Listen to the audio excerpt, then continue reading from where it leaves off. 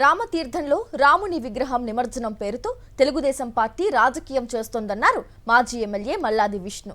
రాముని తల నరికిన వ్యక్తికి సీఎం రిలీఫ్ ఫండ్ నుండి 5 లక్షల రూపాయలు ఇచ్చారని విమర్శించారు. హిందూ ధర్మ సాంప్రదాయాల మీద కూటమి నేతలకు అవగాహన లేదన్నారు. 2 ఏళ్ల తరువాత రాముడి విగ్రహం అంశాన్ని తెర మీదకు తీసుకొచ్చి బురద జల్లే ప్రయత్నం చేస్తున్నారని మండిపడ్డారు మల్లాది విష్ణు. రాములవారి విగ్రహాన్ని రాజకీయం చేయాలనే ఉద్దేశంతో నిన్న విజయనగరం జిల్లా నుంచి కోటిపల్లి గోదావరి నదిలో ఉన్నటువంటి కోటిపల్లి పుణ్యక్షేత్రాన్ని తీసుకొచ్చి నిమజ్జనం చేయాలి అని చెప్పని ఒక ఆలోచన చేశారు. మీకు హిందూ ధర్మం మీద కానీ దేవాలయాల మీద కానీ జరిగినటువంటి సంఘటనల మీద కానీ పూర్తిగా అవగాహన ఉన్నట్టుగా లేదు. 2 సంవత్సరాల తర్వాత మీకు గుర్తొచ్చింది.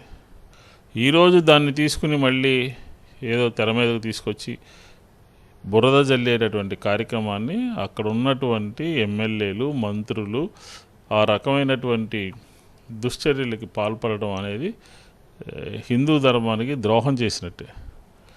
మీరు అధికారంలో ఉన్నప్పుడు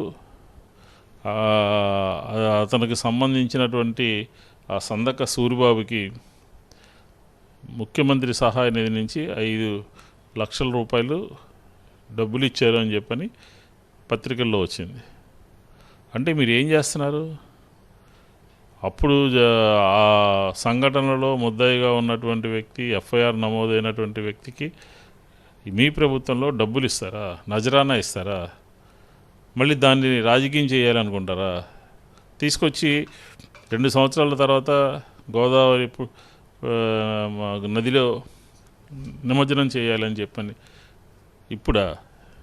మీకు అసలు దేవాలయాలు అరిష్టం అని చెప్పని ఏదో దుష్ప్రచారం చేస్తున్నారు. ఆంధ్రప్రదేశ్లో ఏం జరుగుతోంది? 2 సంవత్సరాలుగా ఆంధ్రప్రదేశ్లో దేవాలయాలకి వెళ్ళినటువంటి వాళ్ళు, భక్తితో దేవాలయ దర్శనం చేసుకుంటే మంచి జరుగుతుందని వెళ్ళినటువంటి తిరుపతి దగ్గర నుంచి, సింహాచలం దగ్గర నుంచి, కాశీబుక్ దగ్గర నుంచి ఈ దేవాలయాల్లో ఎంతమంది చనిపోయారు, ఎంతమంది గుళ్ళకు వెళ్ళి ప్రాణాలు వదిలారు. కాబట్టి ఇలాంటి రాజకీయాలు చెయ్యటం, దుష్ప్రచారానికి ఒడిగట్టడం మానుకోవాలి అని చెప్పని ఈ సందర్భంగా వైఎస్ఆర్ కాంగ్రెస్ పార్టీ చెప్తోంది.